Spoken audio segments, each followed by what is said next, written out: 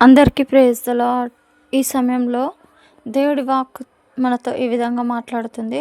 1 కొరింథీ 15:3 వ్రాయబడి ఉంది, క్రీస్తు మన పాపముల నిమిత్తము మృతి పొందెను, సమాధి చేయబడెను, లేఖనముల ప్రకారము 3వ దినమున లేపబడెను అని.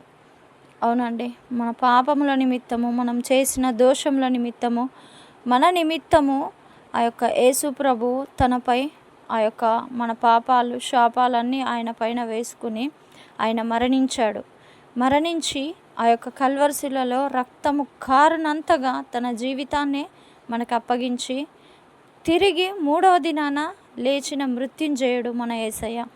మనలాంటి దేవుడు ఈ లోకంలో ఎవ్వరూ లేరండి. మన కోసం ప్రాణం పెట్టిన వారు ఈ లోకంలో ఎవ్వరూ లేరు.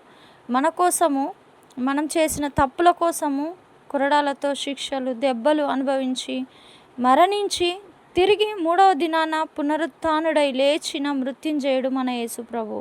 అలాంటి దేవుడు మనకుండగా మనం ఇంకా దేనికి భయపడాలి?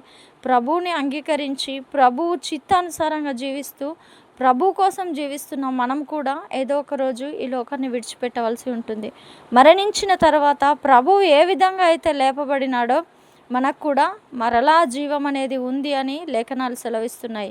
మరి ఆ మృత్యుంజయుణ్ణి అంగీకరించి ఆయన ఆజ్ఞ చొప్పున జీవిస్తున్న మన అందరికీ ఈ యొక్క పునరుత్థాన శుభాకాంక్షలు తెలియజేస్తున్నాను. మరి మీరు మీ సంఘాలకు వెళ్ళొచ్చారా? మీ మందిరాలకు వెళ్ళొచ్చారా? అందరికీ ప్రైజ్ ద లార్డ్.